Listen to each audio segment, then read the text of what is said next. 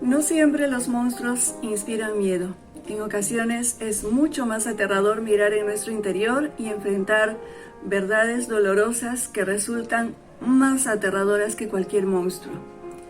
Cuando somos niños solemos tener miedo a los fantasmas, al cuco, al hombre del saco, pero con el transcurso de los años vamos descubriendo monstruos más terribles, como la soledad, por ejemplo.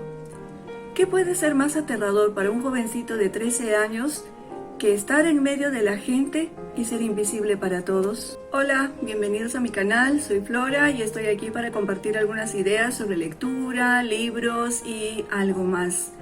Y aprovecho esta ocasión para expresar mi más sincero deseo de que todos estemos superando los difíciles momentos que nos ha tocado vivir a raíz de esta pandemia, a unos más que a otros. Hoy vamos a hablar un poco del libro Un monstruo viene a verme, libro que fue escrito por Patrick Ness, quien tomando la idea, los personajes y una premisa de la escritora Siobhan Dow, escribió este relato.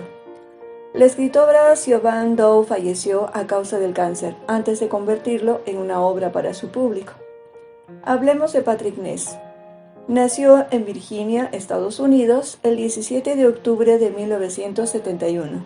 Es escritor, periodista y conferenciante de nacionalidad estadounidense y que vive en Londres desde los 28 años. Autor de numerosas obras.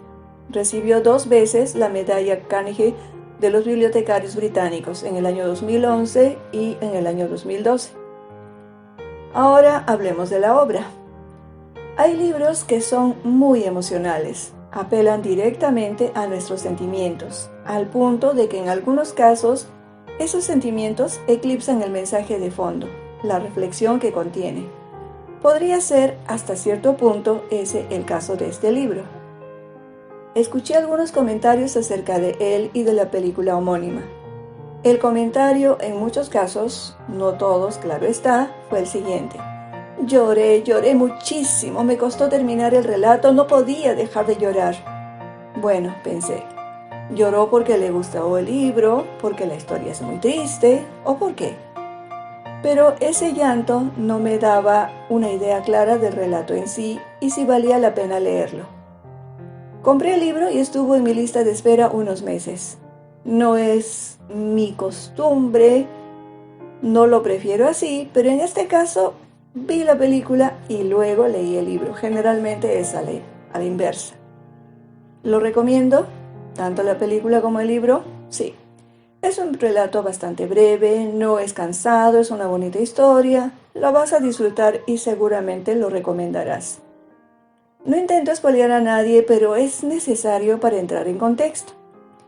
Un monstruo viene a verme es la historia de Connor, un jovencito de 13 años, que vive con su madre que está gravemente enferma de cáncer. Es más, está en la etapa terminal. Y tratando de no centrar la atención solo en lo triste que es la historia de Connor, que es el protagonista, hay muchas otras reflexiones que se desprenden de este relato. Veamos algunos. Primero, me impactó y me dolió porque un jovencito de apenas 13 años se ve en la necesidad de afrontar la responsabilidad de cuidar y acompañar a su madre. Una persona que, por la enfermedad, no está en situación de valerse por sí misma. No es la experiencia que uno quisiera para alguien tan joven. Duele porque basta con echar un vistazo alrededor y encontramos niños, aún mucho más pequeños, asumiendo responsabilidades de adulto. Es injusto, es triste, pero lamentablemente es así. Y la sociedad y el sistema no puede hacer o no quiere hacer algo para mejorar esa situación. Creo que es lo segundo. Como docente, yo al igual que mis colegas, encontramos a muchos jovencitos y jovencitas que deben cuidar a sus padres, a sus hermanos y además estudiar, viviendo el estrés que incluso para los adultos es difícil de manejar. Segundo, el bullying. Este término está en uso desde hace no muchos años, pero la situación a la que se refiere se da desde siempre. La violencia en el entorno escolar. Violencia que puede ser verbal, psicológica, física. En este caso, Connor es víctima de los 3 tipos de violencia. La física y verbal proviene principalmente de sus compañeros. Pero aún los adultos, sin querer, generan la violencia psicológica. Quizás con buena intención o porque resulta muy difícil acompañar a alguien que está sufriendo. Nos enfrentamos a la persona y no sabemos qué decir, porque en ocasiones las palabras parecen inútiles. Es más fácil ignorarlo. El pensamiento parece ser: te portas mal, mejor no digo nada, cierro los ojos porque sé que estás sufriendo y no sé qué hacer o qué decir. Y no se dan cuenta que Connor quiere ser visto. Quiere que le llamen la atención, que lo castiguen, porque eso lo hará sentirse real ante los ojos de los demás. Los profesores, la dirección, no parecen darse cuenta que ignorar lo que hace o no hace es una forma de ignorarlo a él mismo y es una forma de agredirlo.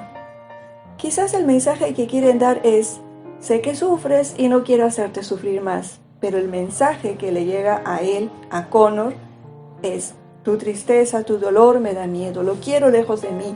Eres invisible porque eso me hace sentir mejor. La actitud de sus compañeros tampoco es buena, no solo del grupo que lo agrede directamente, sino de los demás, que igual que los adultos, prefieren cerrar los ojos y hacer de cuenta que no está allí, como si no existiera. Tercero, la relación con la abuela, que entendemos no es una abuela tradicional que se queda en casa y hornea galletas para el nieto. No, ella es una abuela que trabaja, que tiene responsabilidades, que trata de enfrentar con madurez la enfermedad de su hija y que sabe que tarde o temprano va a tener que quedarse con el nieto y no encuentra la forma de acercarse a él. Es alguien que tiene su vida estructurada y que carga su propio dolor y no está lista para enfrentar el final y la responsabilidad de unir esos dos polos opuestos, nieto, abuela.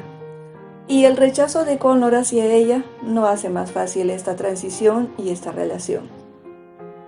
Cuarto, la ausencia del padre, que está lejos, tiene otro hogar, que alguna vez llama, alguna vez visita y no puede integrar a su hijo en su nueva familia.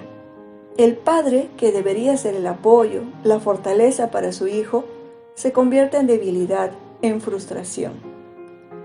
Quinta, la madre, que en medio del dolor que significa ser consumida por una dolorosa enfermedad, aferrándose a cualquier esperanza, no tanto por ella, sino por ese hijo al que ama, y no quiere dejar solo. Sin embargo, parece subestimar un poco la inteligencia de su hijo, porque sonríe y dice: todo va a estar bien. Y cuando esas palabras y esa sonrisa tienen sabor a mentira, duelen más. ¿Y el monstruo?, se estarán preguntando quienes no conocen la historia. Bueno, el monstruo es eso, un monstruo. Un antiguo árbol de tejo que cobra vida, un monstruo que visita a Connor y que le relata 3 historias.